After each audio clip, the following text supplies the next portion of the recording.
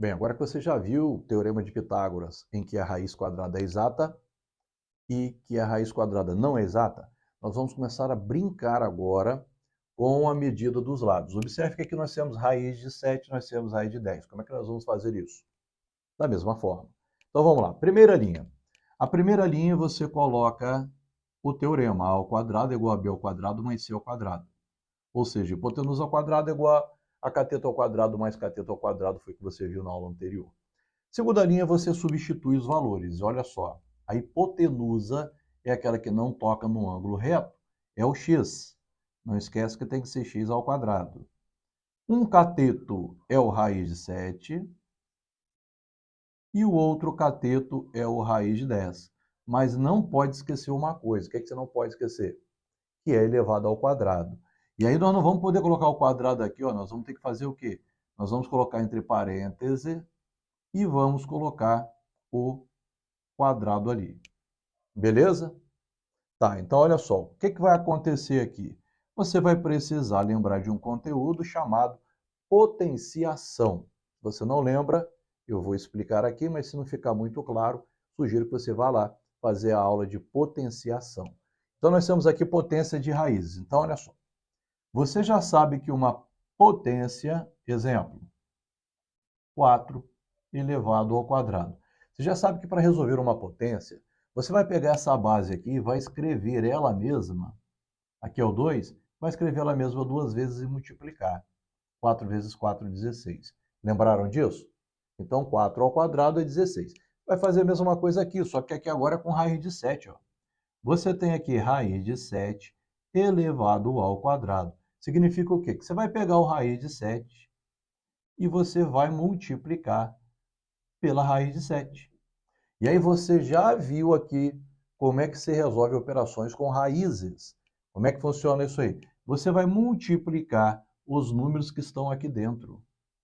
Na verdade, seria multiplicar os números que estão fora e os números que estão dentro. Como não aparece número aqui fora, então você pode ignorar. Na verdade, aqui é 1, aqui é 1. 1 vezes 1 vai dar 1 e você não escreve 1. Então, ignora.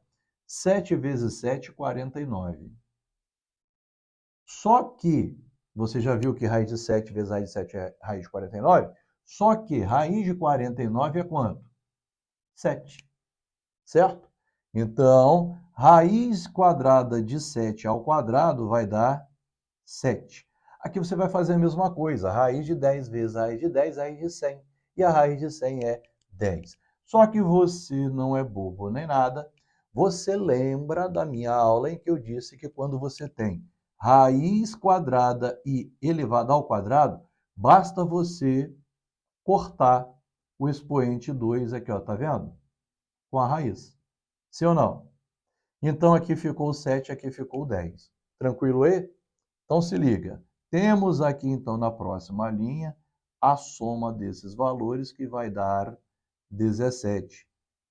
Na próxima linha, esse quadrado vai para lá como raiz quadrada. E aí é que está. Na outra linha você vai resolver a raiz quadrada. Só que eu te pergunto. E você já viu isso daí na aula anterior. Raiz quadrada de 17 é exata? Não. 4 vezes 4, 16. É pouco. Eu quero 17. 5 vezes 5, 25. É muito. Então é mais do que 4, menos do que 5, é 4, alguma coisa. E aí você não vai colocar 4, alguma coisa. Quando é raiz não exata, você lembra o que você faz? Simplifica. Mas aqui nem precisa simplificar porque 17 é um número primo, então acabou aqui. Não tem como simplificar essa raiz. Essa é a resposta. Então, se aqui é raiz de 7, aqui é raiz de 10, aqui é raiz de 17. Tudo bem até aí? Vamos para mais um exemplo agora. Ó. Se liga aqui. Eu tenho aqui agora o x que não está na hipotenusa, mas você também viu isso daí na aula anterior. Então, vamos lá. Eu tenho aqui, na primeira linha, hipotenusa ao quadrado é igual a cateto ao quadrado mais cateto ao quadrado.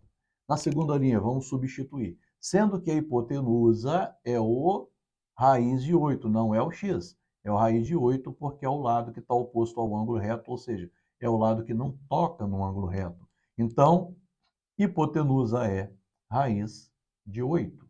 Não esquece que é ao quadrado. O cateto aqui agora vai ser raiz de 5 ao quadrado, e o outro cateto é x elevado ao quadrado. Eu vou colocar tudo entre parênteses didaticamente, ok? Ele não precisaria colocar, mas vou colocar. E é interessante que você coloque, por quê? Porque se tiver um 2 aqui, você vai ficar enrolado. Agora, vamos lá. Se liga aqui, galera, ó. Como é que eu posso fazer aqui? Raiz de 8 vezes raiz de 8, raiz de 64. Quanto é que é raiz de 64? 8. É só você fazer isso, né? Então, aqui vai dar 8. Aqui era só você fazer isso, né? Aqui vai dar 5. E aqui, quanto é que é x elevado ao quadrado? É x vezes x. Não é 2x, claro que não. Você já viu isso aqui em aula de expressões algébricas, aula de operações com monômios. Então, x elevado ao quadrado é x vezes x, que vai dar x ao quadrado. Bom, vimos na aula anterior e também em aula aí de álgebra que você não tem como você somar isso aqui, porque não são monômios semelhantes. Pega o 5 e joga para lá. Ele aqui está positivo, vem para cá negativo. Aqui ficou x ao quadrado. 8 menos 5. Quanto é que dá 8 menos 5? 3. E esse 2 ele vem para cá como raiz. Prontinho. O x é raiz de 3. A raiz de 3 ela não é exata, então você pode simplificar, só que 3 é primo, não tem como simplificar. Essa já é a resposta. Então, quanto é que é o cateto aqui? Raiz de 3. Dificultou? Então você presta atenção. Você já está agora num novo nível.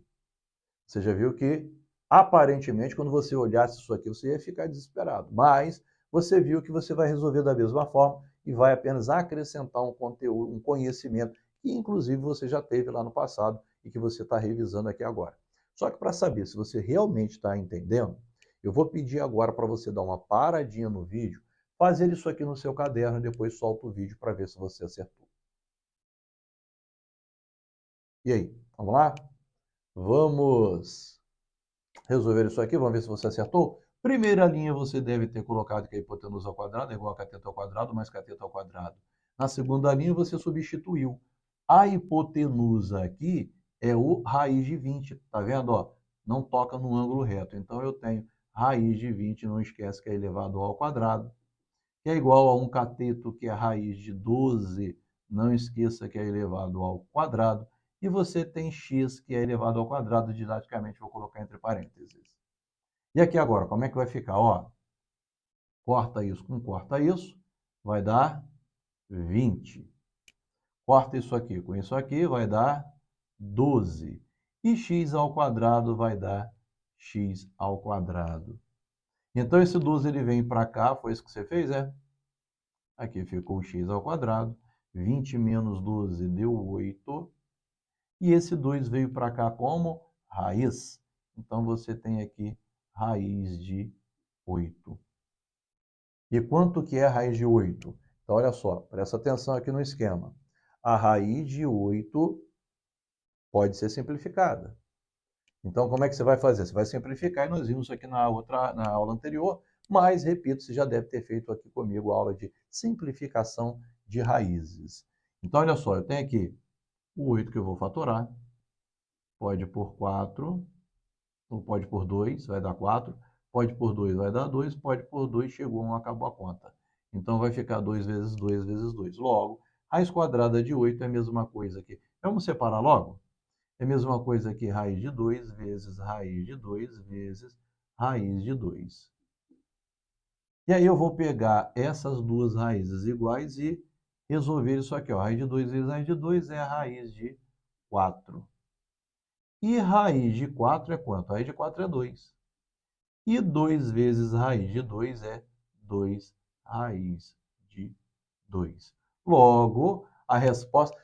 professor, eu deixei aqui, ó, parei aqui em raiz de 8. Ok, se você fosse meu aluno, eu não ia te dar errado.